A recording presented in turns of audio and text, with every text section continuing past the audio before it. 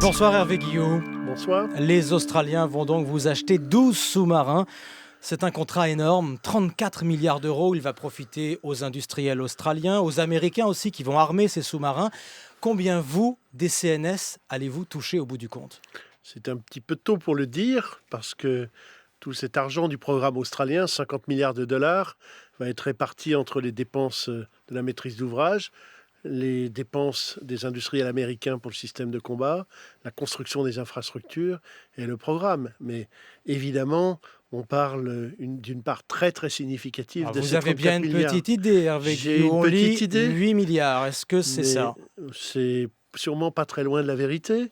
Mais c'est d'abord aux clients maintenant de commencer une discussion avec nous pour savoir. Les discussions continuent en ce moment, y compris sur le montant, y compris sur le prix. Les discussions vont recommencer probablement dès la semaine prochaine sur l'ensemble du sujet, c'est-à-dire le design, le contenu, l'organisation industrielle, le prix, les transferts de technologie et ce partenariat stratégique qui va durer 50 ans. Êtes-vous sûr que ce contrat sera signé et exécuté ? C'est toujours la grande question quand on parle de contrats aussi importants et de contrats d'armement. Je suis extrêmement confiant. Les Australiens ont montré à travers tout le processus de décision de ce contrat de sous-marin, à travers la façon dont ils ont maîtrisé la compétition entre le gouvernement japonais, TKMS, qui sont de grands... Les Japonais et les Allemands qui étaient vos deux grands rivaux Nos deux grands dans ce rivaux, dossier. ils ont montré à travers tout ce processus à quel point ils étaient rigoureux, professionnels et engagés dans ce programme qui est indispensable à leur souveraineté. Qu'est-ce qui a fait pencher la balance finalement entre les Japonais, les Allemands et vous ? Les Un- Japonais étaient favoris, archi favoris même au départ. C'est sûrement vrai, mais je crois que nous avons fait la différence sur 3 points essentiels.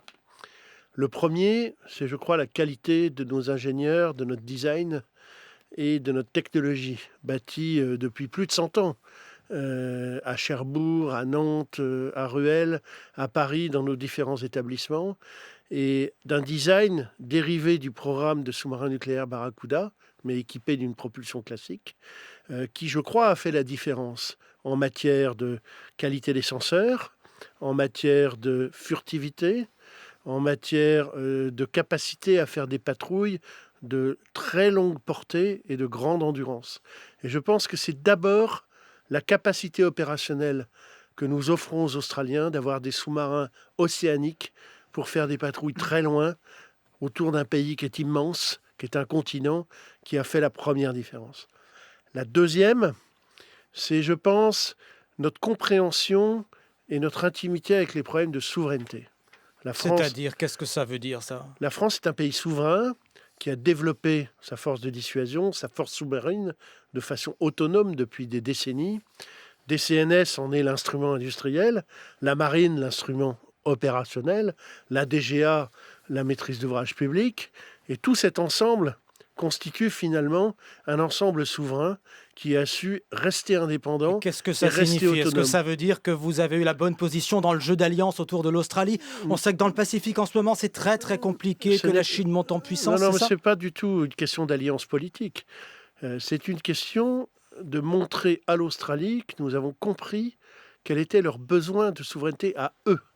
Pour l'avoir fait pour nous-mêmes, de comprendre ce qu'ils avaient besoin de construire comme compétences, de comprendre ce qu'ils avaient besoin de construire chez eux comme industrie, de comprendre et de les aider à entraîner leurs équipages et leurs ingénieurs, et satisfaire finalement leur ambition politique qui est exprimée dans leur livre blanc, d'être souverains dans les 3 prochaines décennies pour leur prochaine génération. C'était pour les Australiens un point majeur que ces sous-marins soient fabriqués en Australie par des Australiens.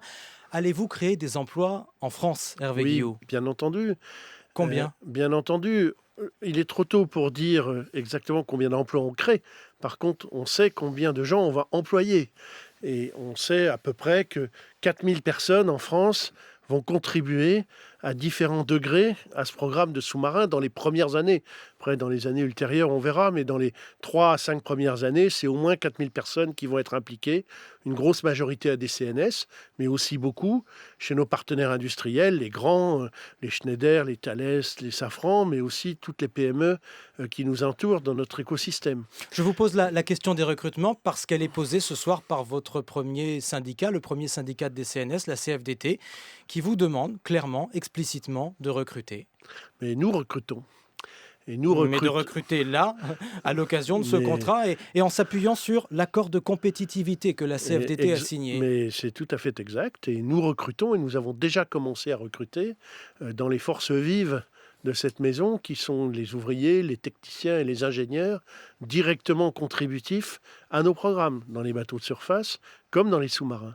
Et donc on va réévaluer, une fois qu'on sera mis d'accord sur le timing et sur l'organisation industrielle, avec le gouvernement australien et avec notre partenaire qui sera le chantier d'Adélaïde ASC.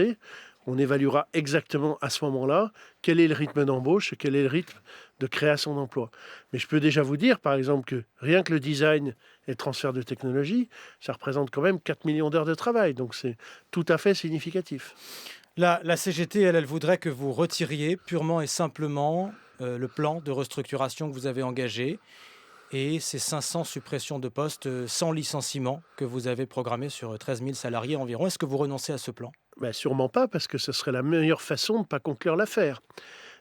Cette affaire est basée sur la réussite de nos plans de progrès. Elle est basée sur le fait que nous améliorons notre compétitivité. Et ces emplois que nous avons l'intention de supprimer dans les années à venir sont des emplois indirects qui ne sont pas directement des emplois de production et qui nous permettent effectivement d'améliorer notre base de coûts et d'améliorer notre compétitivité. Donc malgré ce succès commercial, vous maintenez ce plan de suppression de postes. Et surtout, à cause aussi de ce succès commercial, c'est absolument indispensable pour pouvoir délivrer ce programme dans les coûts et avec la compétitivité que le gouvernement australien sera en droit d'exiger de nous, et vous avez comme des le fait le gouvernement français. Qui ne sont pas d'accord là-dessus, Hervé Guillou, et qui vous le disent. Vous savez, on discute très souvent avec eux. Ils ont signé cet accord de compétitivité 3 sur 4 au mois de décembre, et on en discutera d'ailleurs très bientôt. Hervé Guillou, le PDG de DCNS, avec ce très gros contrat pour l'industrie française. Merci à vous. Merci beaucoup.